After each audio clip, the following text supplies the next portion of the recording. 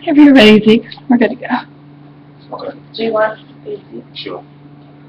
My name is Zeke Rodney. This is Con 110, and this is my persuasive speech.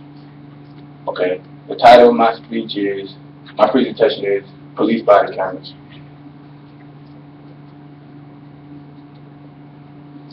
Allegations of the use of excessive force by police departments in America continue to generate media headlines.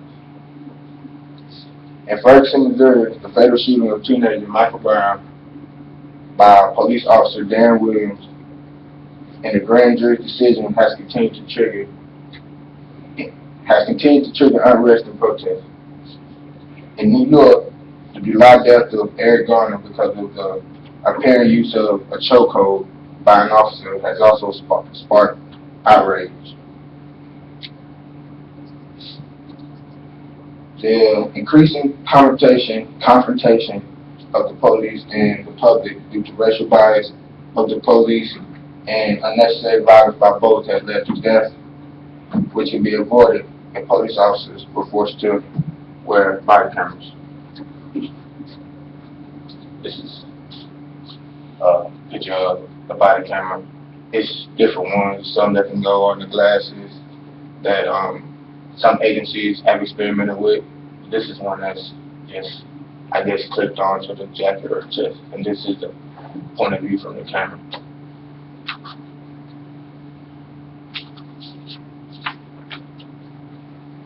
Okay, going back to the Michael Brown and Eric Garner situation, they have something in common. They're in the same minority group, which brings me to my point of the racial bias. Surveys in recent years with minority groups, which are Latinos and African Americans in particular, suggest that a confidence level in law enforcement is relatively low in large portions of these communities. They believe police are likely to use excessive force on suspects.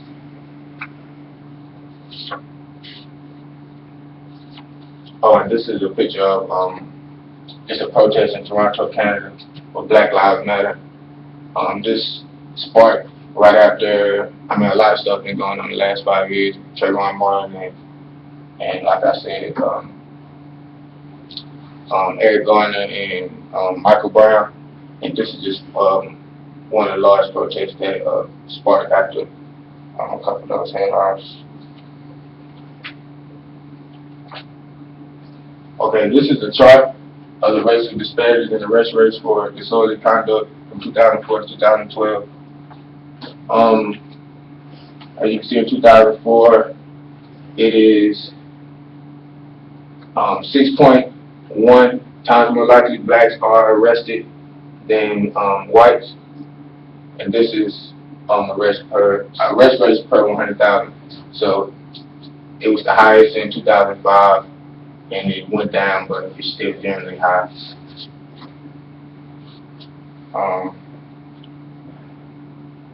By making,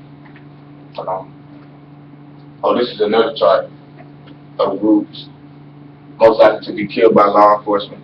This is from the Centers of Disease Control and Prevention National Center for Health Statistics, and this is a chart of groups most likely to be killed by law enforcement. At the top, African Americans aged 20 through 24 is higher, followed by Native Americans aged 25 to 34, and I'm gonna be down a few hours life. But how can this be fixed? By making all police officers wear body cameras, it will eliminate unnecessary violence by both the police and public, and result the confrontation level between the two will decrease. Just under 75% of agencies do not use the body camera, but after seeing these numbers, how could they not? This is from Rialto, California. They're one of the agencies that use body cameras. And it says since February 2012, Rialto, California has required all police officers to wear a camera to monitor all interaction with the public. After this practice was instituted, the number of complaints to the department dropped by 88%. Further, the number of instances of the police using force on people dropped 60%. And this is a quote from Chief Williams Farrer. When you put a camera on a police officer, they tend to behave a little better, follow the rules a little better. And this is a graph of use of force by a police officer. And this was a 24-month experiment started in January 2011. The first 12 months, December of 2011. The use of force generally stayed above the 4 mark and skied up to 8 with use of force. And then once they started using cameras in January 2012, the use of force rate dropped, stayed up under the 4 to halfway mark.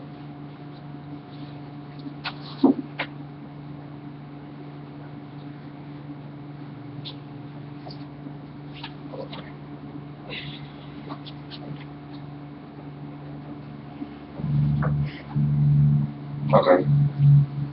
The problems that could occur from the cameras is the privacy, the invasion of privacy. Under state information request law, he said, this is a quote from Police Sergeant Rob Jagger. Under state information request law, he said, his department once released a tape to a local news station that included an edited video of officers responding as a child was being strangled. I don't know about y'all, but if I seen that, it would kind of like mess with me. I don't want to see a child being strangled, so I can see where they're coming from. But as he said, the video is really helpful, but it also raises concerns. He also said we encounter people on the worst day of their lives, and now that's public recorded, that's out there. And once again, it's said by Police Sergeant Rob Jagger. Also, the equipment is expensive. Cost includes the device itself, ongoing maintenance, and costs associated with storing and maintaining the footage collected. In addition,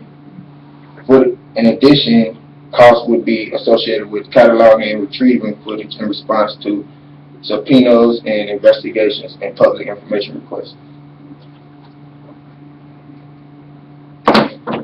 Okay. In conclusion, the racial bias will continue to rise, and confrontation between the public will also continue to rise unless all police departments are required to wear body cameras. Okay, I told you a few pros, the results of the body cameras by some agencies, and I also told you a few cons from it.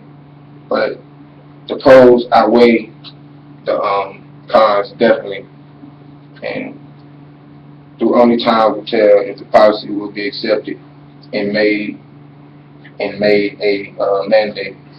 Given the recent events in Ferguson, Missouri, and in New York, police departments are actively considering making it a law.